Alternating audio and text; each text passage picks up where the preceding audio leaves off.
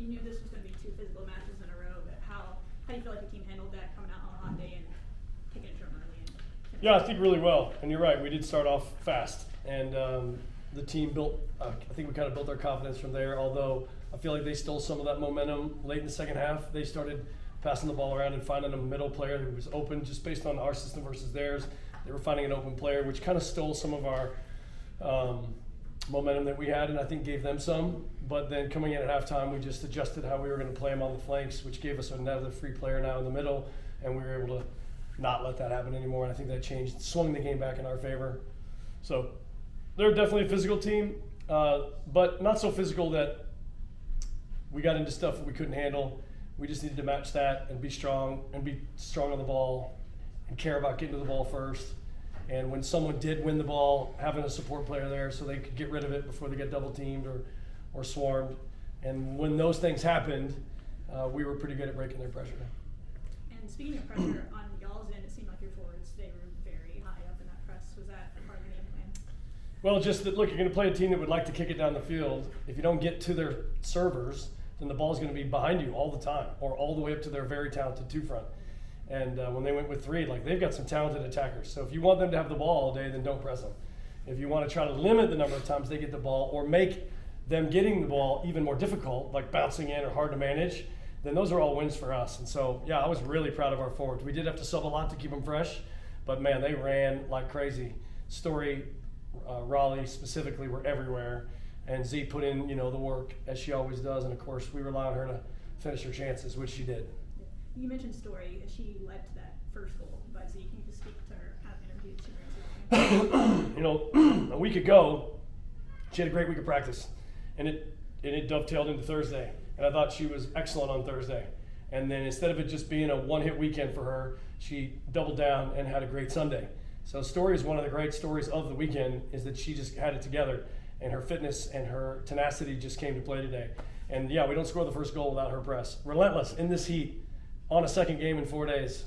That was amazing effort from Story. But if you want to win games against teams that good, you got to have above and beyond efforts. And we got an above and beyond effort from Story and most of the team today.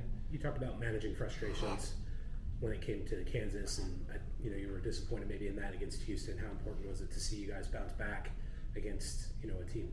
Yeah, we just stayed calm through all that. Yeah, and that's part maturity.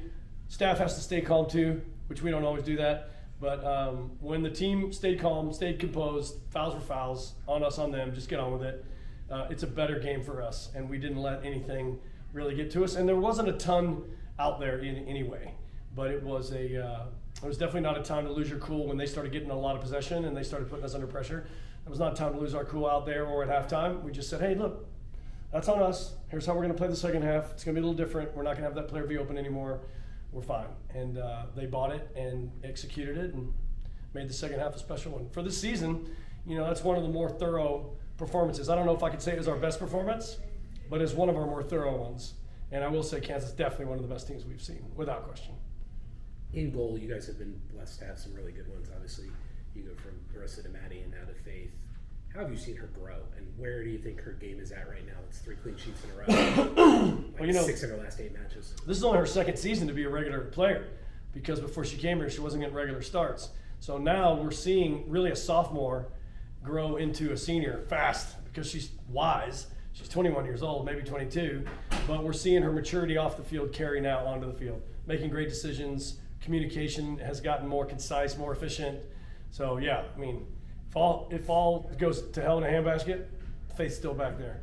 So it's not necessarily going in.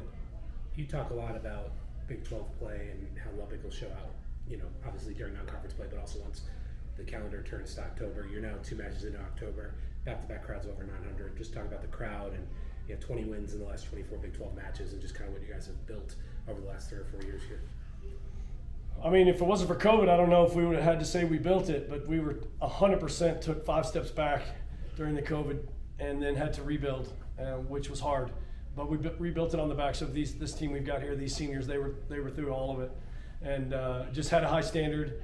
We had to wait for 2 years to get Z back from her, really bad injury. We had to wait for Macy. We had to wait for Sam. We had to wait for Kylie. Because remember last year we didn't have Sam or Kylie in this game. And if anyone who's paying attention, Kylie Barr is having one hell of a season. Physically from an intimidation standpoint, heading, blocking shots, 1v1 defending. I mean, that kid is doing it all, and she got another year. So that's impressive. But yeah, we're thrilled that the current group has embraced the standards that have been set. That's nice, because that means you can keep it going. If they don't embrace the standards that have been set, then you're going backwards. So they've embraced the standards, but they're also out to be their own team. They want to be the 2025 team. What does that mean? What does that look like? You know, how can I get on the field like Lou did today and made a difference? We talked about Story. G came on as a freshman, made a difference, won a big header right away. There's a lot of people right now wanting to be a part of the story and a part of the team story, and that's a good place to be. Look, we haven't faced our last piece of adversity. It's coming. You know, Thursday will be hard enough, much less away at Colorado and back home with K-State and UCF and, you know, both Arizonas. These are all problems that are landmines in our future. But yeah, you have to go by the coach's cliche one at a time and face them one in a row and see where it takes you. Right now we're in a pretty good spot, but we haven't secured anything. And lastly for me, you've had some really good goal scorers here in your time. Kirsten Davis, Janine Becky, Ashley Williams. Z now back-to-back 10-goal seasons. I know she scored 100 and something her junior year, but just how have you seen her evolve? In high school? Yes. Yeah, well, that's what happens in high school. How good was it to see her kind of, you know, be the player that y'all envisioned she could be before the injury 2 or 3 years ago? She's always been a finisher, a pure finisher. She's always been a rebound monster. She's always been a box finisher. She's always been good with her head and finishing crosses. But what we're seeing now, and we saw it both games this weekend, is that when she gets half turned and makes good contact, it is an absolute missile coming off of her foot. I thought the goal she scored Thursday was one of the best goals she's ever scored here. All included. Story's layoff, Story trying to get it back, creating a lane for Z to turn into and shoot it. Z could have played Story or kept it herself. And so I know that was one of her best goals. That was Kirsten Davis type goal. That goal today, that was Z, Macy, Janine. That's all of them rolled into one. That's an upper 90 absolute cannon. And almost chipped the keeper for her third. And then she would have had, you know, a scrappy goal and the blast. Yeah, the blast was today. Sorry. And then the one that she scored, the second one, was right place, right time, old school Z. But that's got to be her base, to be right place, right time player.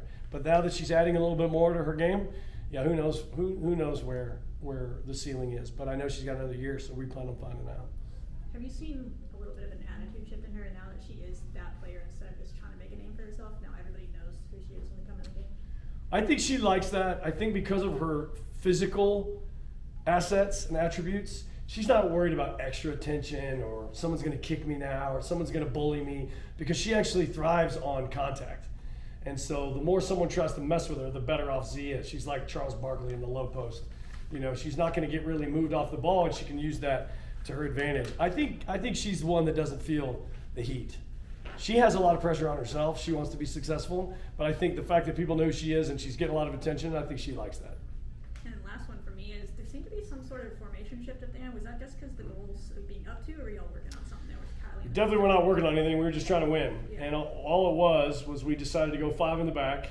So we brought in another center back, allowed Macy and Kylie to push up to their wing backs. So now we're 3-on-3, matched up against the people that were doing some damage, getting service on us, and dropping our forwards in. So we only had 1 high, 1 low, and Sam was the solo 10. So it was a defensive move. It was a defensive kill the game type of setup, and I think it worked well. Faith, you seemed pretty pumped up after the end of that game. Did this one mean a little bit more at all? Yeah, I mean, I think I said in our interview that I was real excited to play Kansas. Tom has this saying that no one gets a piece of us twice, and it felt good to win like that against them, especially after the result we had against them last year. And I think the whole week our team has just been fired up for these 2 games at home, and it was awesome to win in front of that kind of a crowd. Yeah. Just y'all all seem pretty locked in. Would you kind of echo that from the Big 12 tournament game last week or last year? Yeah, it definitely leaves a scar on you for sure. I mean, you don't want to lose any game, let alone an elimination game. So, and especially one that we should have won last year.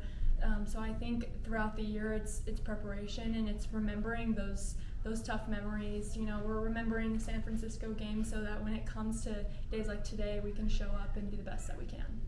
And you're just, finishing at a really high rate right now. Your coach, I guess, was that Thursday, said you're one of the best finishers he's ever had here. Where does that come from? A lot of practice, or where are you getting that in? For sure. I mean, I think with anything that you want to be the best you can be at, it comes down to practice and, you know, I have amazing teammates behind me that make me better in practice every day. So I'm really fortunate to have people like Faith to go up against all the time. I was going to say, just to attest to that, the rate at which she just finished things in practice is unbelievable. Like from the hard angles, from headers, from outside shots, like the range of her abilities is incredible and unstoppable. Yeah, and how does that help you go? Yeah, I mean, I think we can speak for all the I can speak for all the goalkeepers in terms of like knowing that I can save her shot. I'm like, who's next? But yeah, I think for Z and just the way that she just pushes our team just to be better, and the things that she does in practice just raises the level from an entirety. So it's awesome just having her as not just a goal scorer, but a leader on our team. And Z, it seemed like both the forwards, all of y'all, were really pressing on Kansas. Was that part of the game plan or just part of what y'all always do? Yeah, I think it's always part of the game plan. I mean, if we can win the ball in their defensive third and our attacking third, that's just less of a distance to get closer to the goal. So I think definitely why not. And we want to give them as much havoc as we can for sure. And now back-to-back games against teams that pride themselves on being the most physical team, the tougher team. Do y'all have a little chip on your shoulder when you play teams like that, knowing that that's kind of what y'all's standard is too, and wanting to make sure that's shown out there? Mm-hmm. I think it's important to have a chip on your shoulder in every game, no matter who the opponent is or what day it is. If it's first game of the season or your last, it's just part of the way soccer is. I mean, things can go so many different ways. There's so many uncontrollables, so a chip on your shoulder is a non-negotiable for sure. Yeah, and Tom always talks about too taking away what the other team's good at, and if that's something they thrive themselves on, like then we